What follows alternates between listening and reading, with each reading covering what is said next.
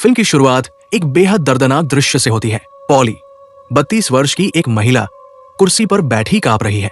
उसकी आंखें सूजी हुई है, आवाज टूटी हुई है और चेहरे पर हर उम्मीद का अंत साफ दिखाई देता है। उसके सामने एक लड़की बैठी है जो उसे ध्यान से सुन रही है। पॉली बार बार कहती जाती है कि वो चाहे जितनी भी कोशिश कर ले, उसकी जिंदगी में कुछ भी बदलता नहीं। सब कुछ जैसे एक ही जगह थम गया है, एक ही दर्द में, एक ही खालीपन में। जब वो लड़की उससे पूछती है कि आखिर वो चाहती क्या है, तो पॉली धीमी आवाज में कहती है, मैं बस चाहती हूँ कि ये सब खत्म हो जाए। पहली नजर में ये सिर्फ एक भावनात्मक टूटन जैसी लगती है, लेकिन फिल्म के अंत तक पहुंचते पहुंचते यही शब्द पूरी कहानी समझने की चाबी बन जाते हैं और यहीं से कहानी पीछे लौटती है।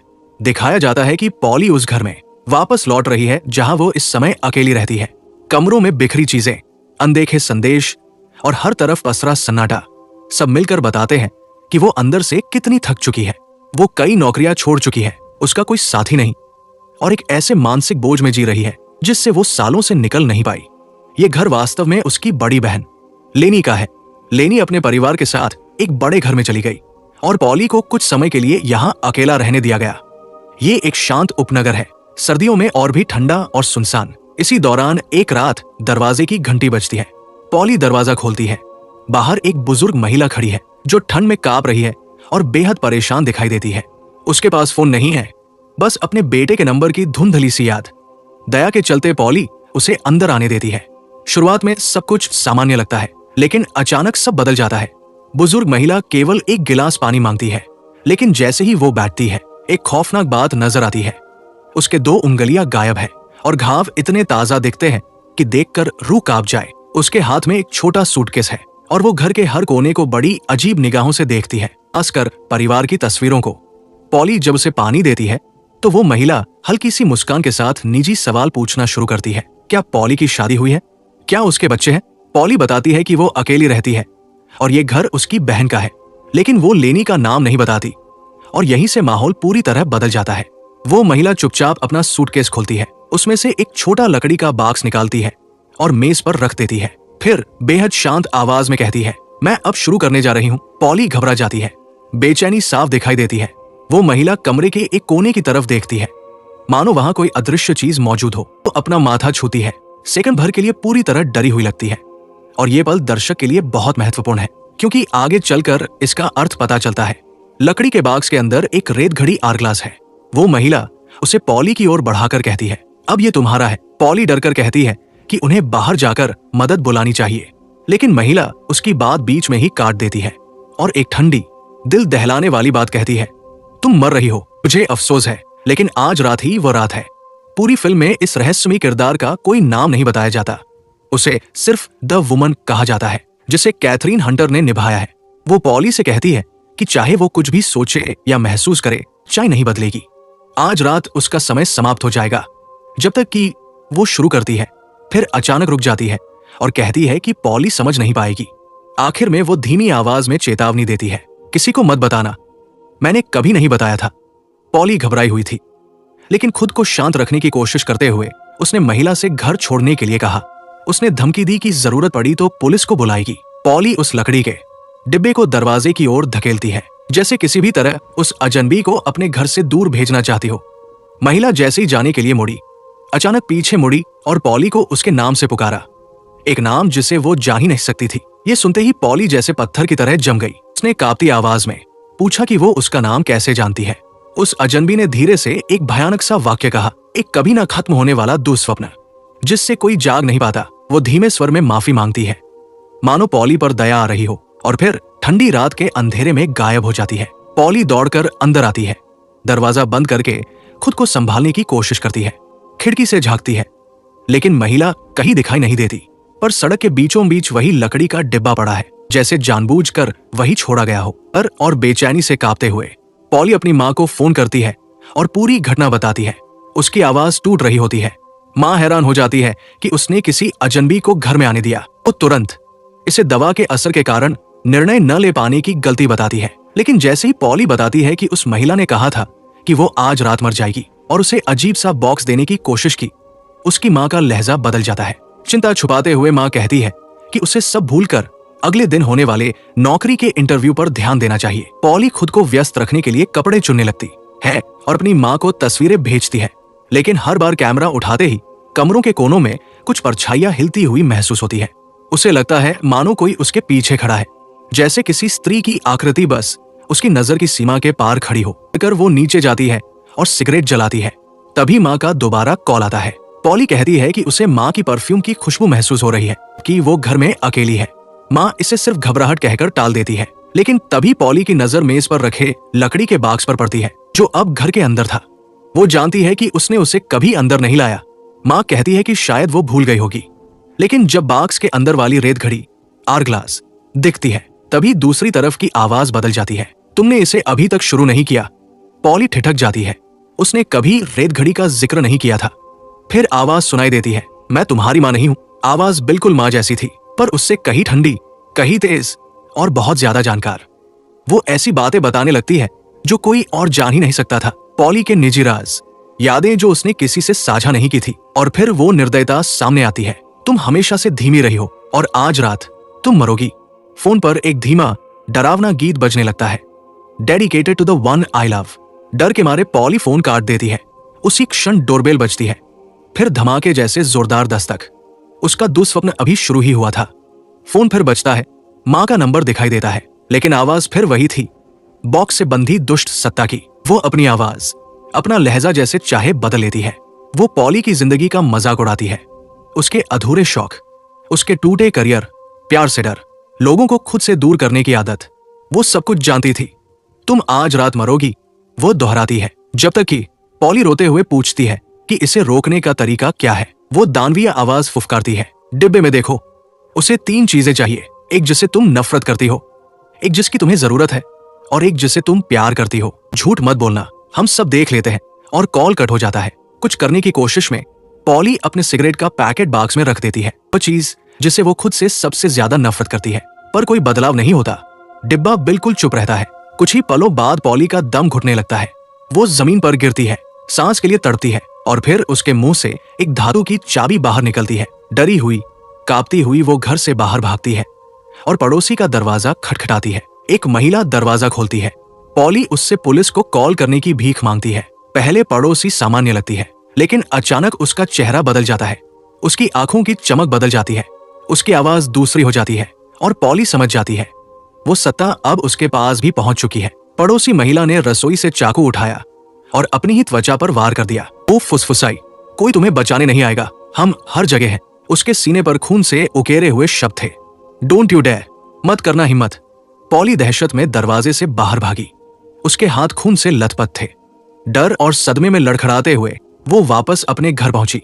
अब सब कुछ अवास्तविक लग रहा था, बिल्कुल वैसा जैसा उस बुजुर्ग महिला ने कहा था। एक दुस्वप्न जिससे बाहर निकलने का रास्ता ही नहीं। खुद को समझाने के लिए कि ये सब भ्रम है, पॉली ने लकड़ी के डिब्बे और रेत घड़ी को जमीन पर पटक दिया। लेकिन जैसे ही वे गिरे, दोनों चीजें पल भर में फिर मेज पर वापस आ गई, बिल्कुल वैसी ही जैसे कुछ हुआ ही ना हो। अब उसके पास नियंत्रण सिर्फ एक चीज पर था, उसके चुनावों पर। उसने घर से भागने का फैसला किया, लेकिन जैसे ही दरवाजे तक पहुंची, दीवार से एक फैमिली फोटो नीचे गिर गई और ठीक उसी पल उसका फोन बजा। इस बार फोन पर आवाज उसके दिवंगत पिता की थी। डर से जड़ होकर पॉली ने कहा, तुम वो नहीं हो। लेकिन उस आवाज ने ऐसी बातें याद दिलानी शुरू की, ऐसी यादें जिन्हें सिर्फ उसके असली पिता ही जानते, खासकर वो दिन जब उनका निधन हुआ था, और वो पल जब पॉली ने भगवान से चमत्कार की भीख मांगी थी और चमत्कार कभी हुआ नहीं। वो आवाज तिरस्कार भरे लहजे में बोली, सिगरेट वाला नाटक, हम दोनों जानते हैं कि वो सच्चाई नहीं थी। कांपते हाथों से पॉली ने उस रहस्यमय चाबी जो उसने उल्टी में निकाली थी से अपने वॉक इन क्लोसेट का ताला खोला। अंदर उसे अपने बीमार पिता की पुरानी तस्वीरें मिली और एक छोटा सा क्रॉस जिसे उसने सालों से नहीं छुआ था। अचानक उसे अपने पिता के मरते हुए शरीर का विभत्स दृश्य दिखाई दिया, जो उसकी ओर हाथ बढ़ा रहा था। वो चीखते हुए बाहर भागी, और उसी क्षण उसे एहसास हुआ, जिस चीज से वो सबसे ज्यादा नफरत करती है, वो उसकी टूटी हुई आस्था है। उसने क्रॉस को डिब्बे में रख दिया। जब उसने दोबारा खोला, क्रॉस गायब था। पहला काम पूरा हुआ। फिर दूसरी परीक्षा शुरू हुई, वो चीज जिसकी उसे जरूरत थी। रेत घड़ी के अंदर की रेत फिर बहने लगी। घर में एक महिला की आवाज गूंजी। पॉली ने मुड़कर दर्पण की ओर देखा। उसकी परछाई मुस्कुरा रही थी, एक अमानवीय मुस्कान के साथ। उसके हाथ में एक गार्डन कटर थे। परछाई ने अपना सिर दर्पण पर दे मारा। कांच टूट गया, और जब पॉली ने नीचे देखा वे कटर उसके अपने हाथ में थे। उसे नहीं पता था क्यों, लेकिन वो समझ गई कि ये एक संकेत है। फोन बजा। लेनी की कॉल। लेनी घबराई हुई थी, पूछ रही थी कि पॉली पिछले 20 मिनट से क्यों कॉल नहीं उठा रही। पॉली चौंक गई, उसे तो कोई कॉल मिली ही नहीं। फिर लेनी ने कहा कि पॉली ने उसे फोन करके बताया था कि कोई मर चुका है और अली खतरे में है। पॉली ने रोते हुए कहा कि उसने ऐसा कोई कॉल किया ही नहीं। लेकिन सबसे डरावनी बात थी अगला वाक्य। पॉली, तुम्हारी कार मेरे घर के बाहर खड़ी है। पॉली अपने घर में थी, कोई एंड शायद कुछ उसकी पहचान का इस्तेमाल कर रहा था। कॉल कट गई। पॉली भागकर निकलने की कोशिश करती है, लेकिन दरवाजा खुद लॉक हो जाता है। वो खिड़कियां तोड़ती है, हैंडल खींचती है, कुछ काम नहीं करता। फंसी हुई वो चिल्लाती है, तुम मुझसे चाहते क्या हो? टीवी अपने आप चालू हो जाता है। स्क्रीन पर एक वीडियो चलता है, शायद अली का या शायद पॉली के बचपन का। कैमरा उंगलियों पर जूम करता है और पॉली समझ जाती है सत्ता उससे उसकी उंगली चाहती थी। अगर उसने मना किया तो शायद अली को निशाना बनाएगी। कांपती हुई, रोते हुए पॉली गार्डन कटर उठाती है और एक भयानक झटके में अपनी छोटी उंगली काट देती है। उसकी चीख पूरे घर में गूंजती है। टीवी बंद हो जाता है। वो हाथ बांधती है, मुश्किल से होश संभालते हुए, लेकिन सत्ता अभी खत्म नहीं हुई थी। वो फिर प्रकट होती है, उसकी मां की आवाज और चेहरा लेकर, और आदेश देती है कि पॉली रोना बंद करे और खुद से प्यार करे। पॉली डिब्बा खोलती है और अंदर उसकी कटी हुई उंगली रखी है, अस्वीकृत। इसके बाद परीक्षा और भी कठिन होने वाली थी। टीवी फिर से झिलमिलाया। फोन की स्क्रीन पर सिर्फ एक शब्द दिखाई दिया, रॉन्ग, गलत। पॉली रोते हुए गिड़गिड़ाई, तुम्हें मुझसे चाहिए क्या? और तब उस दुष्ट सत्ता ने अपना असली इरादा सामने रखा। उसने अपना हाथ उठाया और दिखाया कि उसकी एक उंगली गायब थी, यानी वो पॉली से उसी की मांग कर रही थी। पॉली को अचानक एहसास हुआ, बहुत देर से, कि उसने भयानक गलती कर दी थी। सत्ता को उसकी कटी हुई पैर की उंगली नहीं चाहिए थी, उसे हाथ की उंगली चाहिए थी। पहले ही दर्द और डर से कांपती हुई पॉली समझ गई कि उसके पास कोई रास्ता नहीं बचा। सिसकते हुए, लगभग बेहोश होने की हालत में, उसने खुद को मजबूर किया, अपनी एक उंगली काटी और उसे लकड़ी के बॉक्स में गिरा दिया। जैसे ही उंगली बॉक्स के अंदर गिरी, पूरे घर की लाइट एक साथ बुझ गई और उसी क्षण सब कुछ साफ हो गया। वो बुजुर्ग महिला जो उसके दरवाजे पर आई थी, जिसकी उंगलियों के ताजा घाव थे, वो कोई अजनबी नहीं थी, पिछली शिकार थी, जो इस अभिशाप को अपने ऊपर हावी होने से पहले आगे बढ़ाना चाहती थी। जो कुछ अब पॉली झेल रही थी, उसी दर्दनाक नाइटमेयर से वो महिला भी गुजर चुकी थी। जब पॉली ने बॉक्स फिर खोला, उंगली गायब थी। दूसरा काम पूरा हो चुका था। उसने अपनी कोई अनिवार्य चीज त्याग दी थी। रेत घड़ी खुद ब खुद उलट गई। ये संकेत था अंतिम परीक्षा का। अब पॉली को कुछ ऐसा देना था जिसे वह प्यार करती थी। और फिर हल्की सी क्लिक की आवाज आई। मुख्य दरवाजा खुद ब खुद खुल गया। दृश्य बदलता है। अगले ही पल पॉली अपनी बहन लेनी के घर में खड़ी है। वो दौड़ती हुई अंदर जाती है और ऊपर लेनी को बेहोश पड़ा पाती है, एकदम निश्चल। अली भी फर्श पर गिरा पड़ा था। पॉली टूट जाती है, बुरी तरह रोते हुए, यकीन करते हुए कि अब बहुत देर हो चुकी है। लेकिन अंतिम परीक्षा अब शुरू होने वाली थी। घर के अंदर अचानक संगीत बजने लगा। ऐसे ही उसने उसे बंद किया। श्रापित बॉक्स और रेत घड़ी उसके ठीक पीछे रखे हुए दिखाई दिए। गुस्से में उसने बॉक्स को जोर से कमरे के बाहर फेंक दिया। तुरंत ही घर के हर मोबाइल फोन की घंटी एक साथ बजने लगी। पॉली ने एक फोन उठाया। स्पीकर से एक नन्ही सी आवाज आई, एली की। उसकी आवाज शांत थी, लेकिन उसने साफ याद दिलाया कि पॉली ने अभी भी आखिरी बलिदान पूरा नहीं किया है। उसे ऐसी चीज छोड़नी होगी जो उसके लिए सच में मायने रखती हो, कुछ जिसे वह दिल से प्यार करती हो। आंसू बहते हुए पॉली ने फुसफुसाया, आई लव एली। चाकू हाथ में लेकर वो एली के कमरे में चली गई। एली घबरा गई, रोते हुए पूछने लगी कि वो उसकी नाक ले सकती है या उसकी आंख, कुछ भी, बस उसकी जान नहीं। लेकिन पॉली ने उसे चोट नहीं पहुंचाई। अचानक उसे अंतिम कार्य का असली अर्थ समझ में आ गया। उसने धीरे से एली के बालों की एक लट काटी और उसे बॉक्स में रख दिया। मैं हमेशा तुमसे प्यार करूंगी, उसने धीमे से कहा। जब उसने बॉक्स दोबारा खोला, बाल गायब थे। उसकी भेंट स्वीकार कर ली गई थी, लेकिन आगे जो हुआ उसने उसे बिखेर कर रख दिया। वो नीचे की ओर भागी और देखा कि उसकी बहन लेनी होश में थी, जिंदा, उसका नाम पुकारती हुई। वो तुरंत एली के पास लौटी, जो अब फिर से सचेत थी, रोते और राहत में हंसते हुए। लेकिन तभी एली का चेहरा अचानक बदल गया। उसकी मुस्कान विकृत हो गई, उसकी आवाज ठंडी और बेरहम हो गई, और अगली ही पल, बिना किसी चेतावनी, एली ने चाकू सीधे पॉली के सीने में घूम दिया। पॉली झटके से जाग उठी। अपने ही डाइनिंग टेबल पर बॉक्स और रेत घड़ी उसके सामने वैसे ही रखे थे, एकदम अनछुए। लेनी के घर में जो कुछ उसने देखा था वो उसकी हकीकत का हिस्सा बिल्कुल नहीं था। बेबस होकर उसने जो भी चीज मिली वो बॉक्स में डालने लगी। उसकी अंगूठी, उसका हार, दोनों तुरंत गायब हो गए। रेत घड़ी फिर से उलट गई। उसने खुद को काटा और खून की बूंदें बॉक्स में टपकाई। लेकिन अंदर से एक भयावह कंकाल जैसा हाथ बाहर आया और उसकी कलाई पकड़ ली। पॉली किसी तरह हाथ छुड़ाकर चीखी, तुम मुझसे क्या चाहते हो? अभी उसे वो बुजुर्ग औरत याद आई, घबराई और कांपती हुई, जो पहले उसके दरवाजे पर आई थी। वो भी शायद यही करने की कोशिश कर रही थी, श्राप किसी और को सौंपने की। घबराहट में पॉली बाहर दौड़ी और पड़ोस के हर घर के दरवाजे को पीटने लगी, पर दरवाजा बंद रहा जब तक कि आखिरकार एक दरवाजा खुला। वहां एक लड़की खड़ी थी, थारा नाम की, और ठीक उसी तरह जैसे वो बूढ़ी औरत थी। अब पॉली भी एक डरी हुई बेताब अजनबी की तरह दिख रही थी, जो इस खौफनाक श्राप को आगे बढ़ाकर खुद बचने की कोशिश कर रही थी। लड़की ने दरवाजा खोला और पॉली को अंदर आने दिया, ये कहते हुए कि उसके माता पिता जल्द ही लौट आएंगे। पॉली कुछ कहना चाहती थी, लेकिन उसके भीतर मचल रहा भय इतना गहरा था कि वो साफ साफ कुछ भी समझा नहीं पा रही थी। जब लड़की चाय बनाने के लिए अंदर गई, पॉली ने एक भयानक झलक देखी। ठहरा गलियारे में खड़ी थी, सिर से पैर तक खून से लथपथ। पॉली ने पलक झपकाई और दृश्य गायब हो गया, लेकिन संदेश स्पष्ट था। श्राप ने अपना अगला शिकार चुन लिया था। अपने हाथों से पॉली ने अपने बैग से लकड़ी का बॉक्स निकाला और उसे मेज पर रख दिया। उसके पास रेत घड़ी भी रख दी। ठहरा हैरानी से पूछने लगी कि ये अजीब सा बॉक्स किस काम का है। पॉली उसकी ओर देखती रही और धीमी आवाज में पूछा, तुम्हारा नाम ठहरा है? लड़की का चेहरा जम गया। उसने कभी अपना नाम बताया ही नहीं था। उसकी आंखों में तनाव उतर आया।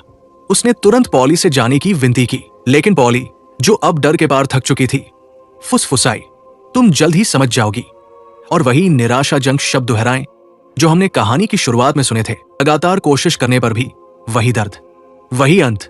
पॉली बोली, मैं अब शुरू करने वाली हूं। उसने ठहरा पर झूठ बोलने का आरोप लगाया। उसके माता पिता वापस नहीं आने वाले, कम से कम वैसे नहीं जैसे वो उम्मीद कर रही थी।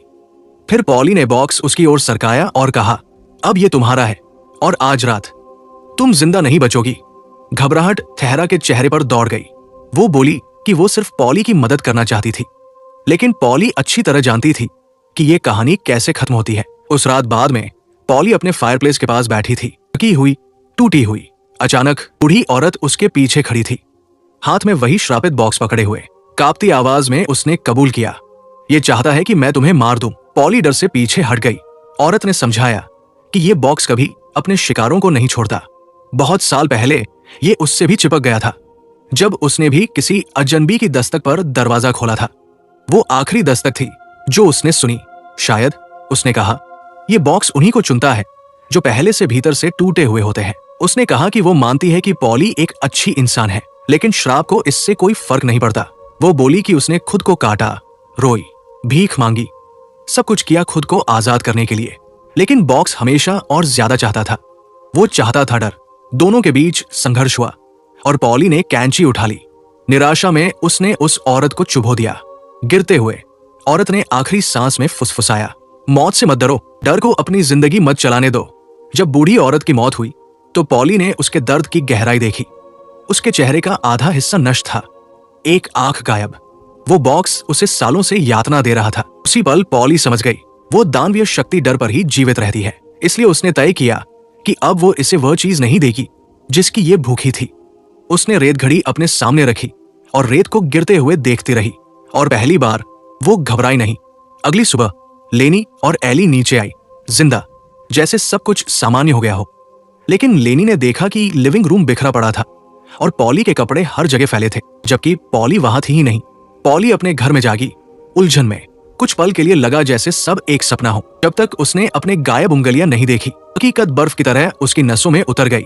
उसने खिड़की से बाहर देखा और जिस पड़ोसी के घर वो पहले मदद के लिए भागी थी, वो जिंदा और सुरक्षित दिखाई दी। संतोष से भरकर पॉली लेनी के घर गई और एली को कसकर गले लगाया। वादा किया कि वो जल्द लौटेगी।